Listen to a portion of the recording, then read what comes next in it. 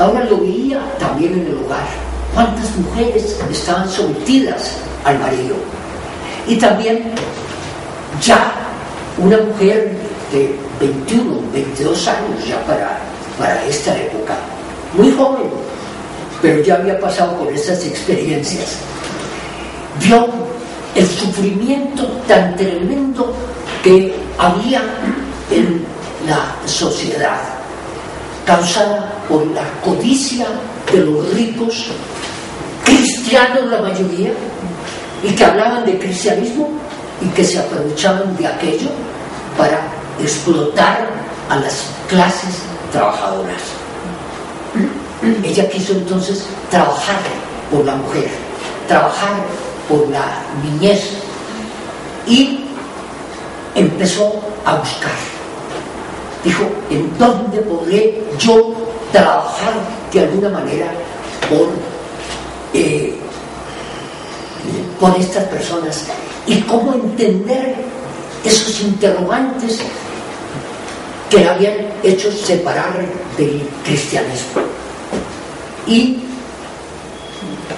en esa lucha ella encuentra un movimiento ateísta. El ateísmo, unido al libre pensamiento, naturalmente, era tenido por la mayoría como una condición de corrupción baja que iba contra cualquier principio superior. Y se encontró con que no era así, que había una equivocación en pensar del ateo y del librepensador de esa manera. Ella fue a ese movimiento y quiso conocerlo, y se encontró con que el director de aquello era un señor, un abogado, Charles Braddock, que no creía en Dios, pero que estaba al servicio de los seres humanos. Donde hubiera dolor, allí él estaba, y estaba tratando de cambiar las leyes de trabajo en Inglaterra.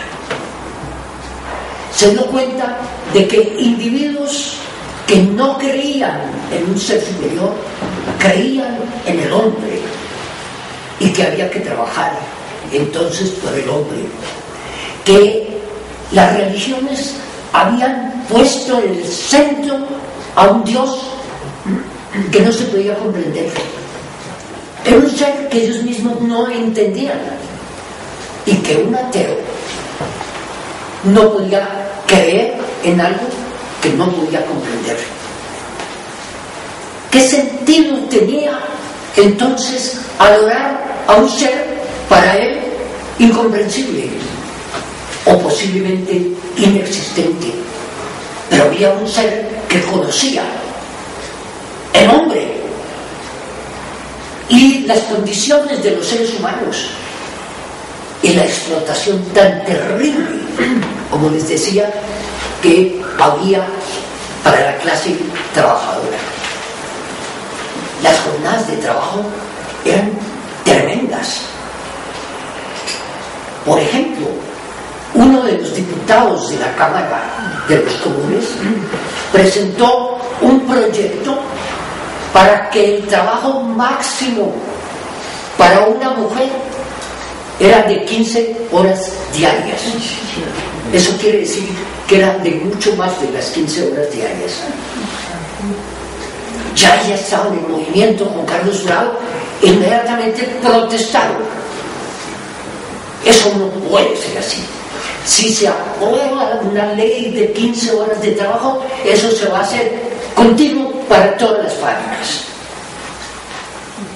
El trabajo no puede ser mayor de 8 horas y 5 días a la semana. El sábado tienen derecho a trabajar solamente mediodía y el resto a un descanso. Entonces lucharon contra aquello, pero luchar contra intereses creados. La Cámara de los Lores eran los individuos ricos y propietarios que no querían que las cosas cambiaran.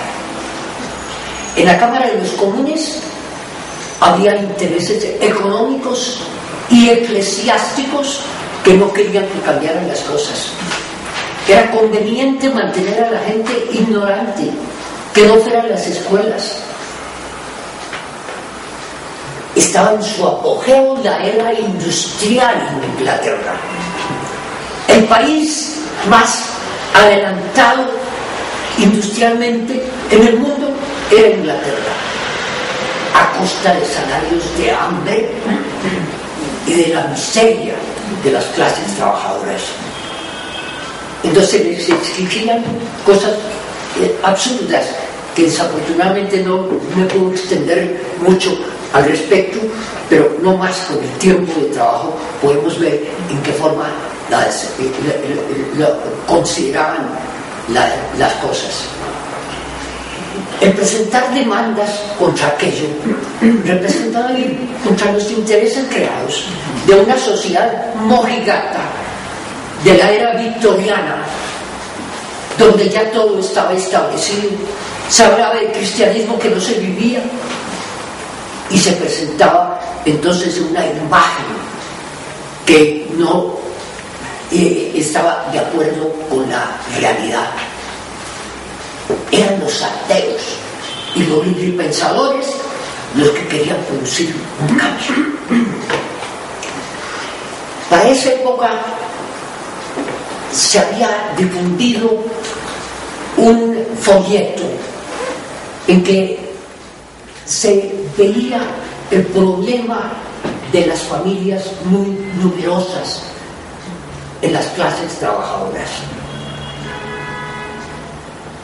Mujeres que tenían 10 o más hijos, que vivían en un solo cuarto y en una sola cama, el padre, la madre y los hijos, en posilgas, con sueldos que apenas alcanzaban para medio comer para 2 personas, tenían que alimentarse 10. Era una cosa terrible y espantosa. Ese folleto, el folleto Nocturne, pretendía que las mujeres entonces pudieran tener métodos de contraconcepción para que limitaran la familia. Entonces, Carlos Braddock, ella y el movimiento ateísta se unieron a esa campaña. No es justo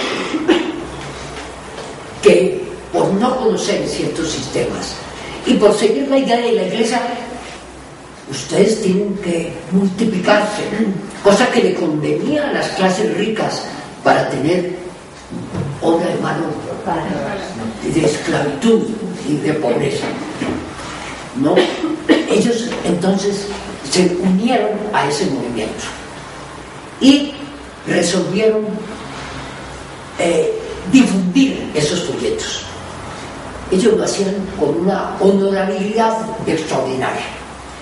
Primero fueron ante las autoridades competentes y dijeron: vamos a hacer esto, las condiciones son estas y vamos entonces a difundir este folleto. Lo publicaron no como de ellos, sino como propagadores de esa idea. Inmediatamente fueron acusados de inmoralidad, de estar corrompiendo a la sociedad, y todos los epítetos que pueden hacerse, no solamente al movimiento, sino personalmente a Annie Besant y a Carlos Braddock y a los otros líderes de ese movimiento ateísta. Dijeron: no importa, a nosotros nos interesa más la liberación de la mujer y la liberación de esos niños, y vamos a seguir en este programa. Dice: si ustedes siguen publicando ese folleto, se van a la cárcel. Dice: nos vamos a la cárcel, pero mañana a tal hora esos folletos van a darse al público. Y al hacerlo, lo llevaron a los tribunales. Y así una guerra continua y peleas que afortunadamente primero fueron condenados, pero hubo una segunda instancia, y ante la popularidad de ese movimiento, puesto que nadie hacía nada, por una parte los individuos con dinero no querían que cambiaran las cosas, y los trabajadores eran temerosos y no hacían nada.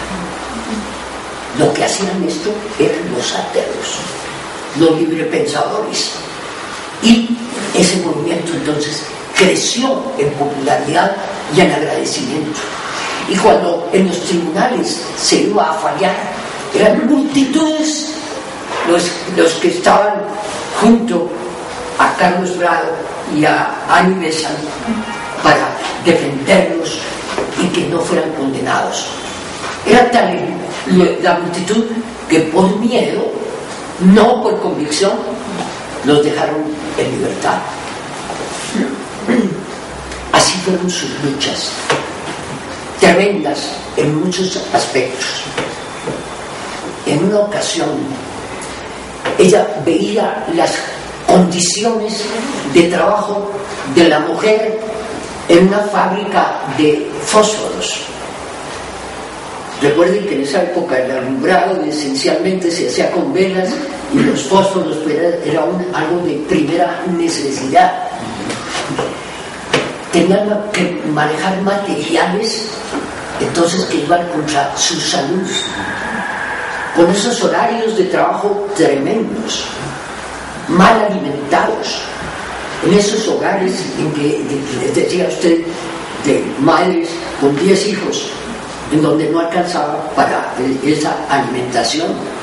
Mujeres entonces envejecidas y enfermas a los 22, a los 25 años, muertes prematuras y unas condiciones terribles. Entonces, Annie Besant y Brado, los otros funcionarios, protestaron ante las autoridades de esas condiciones y se vieron indudablemente los tribunales en contra de ellos. Pero ella siguió con el movimiento, habló con las mujeres que salían de su trabajo a medianoche para llegar a trabajar a las 5 de la mañana, y reunía con ellas y les mostraba que ellas tenían derechos. ¿Pero cuáles derechos? Dijo, existen sobre el papel, pero no se cumplen. Ustedes tienen que unirse. Dice, no podemos unirnos. Cuando se quería formar un sindicato, inmediatamente eran despedidos los sindicalistas y se corría la voz y no le daban trabajo en ninguna parte. Entonces tenían miedo los trabajadores. Dijo la señora Besant, pues vamos a organizarnos. Y el primer sindicato femenino de Inglaterra lo formó Annie Besant. Unidas las mujeres y presentados a los tribunales y con esa presión y contra los intereses, porque los jueces no querían fallar nunca a favor de ellos, sino que esa presión era de multitudes. Tuvo que aceptar la fuerza del sindicato. Entonces las mujeres impusieron ya condiciones de horarios de trabajo y de salarios mínimos y fueron aprobados. Y poco a poco las leyes sociales y sindicales fueron estableciéndose en Inglaterra, ya aprobadas en las cámaras de Inglaterra. Esa fue labor de esos individuos ateos, pero con ese corazón generoso, con ese deseo de servir, Carlos Prado, yo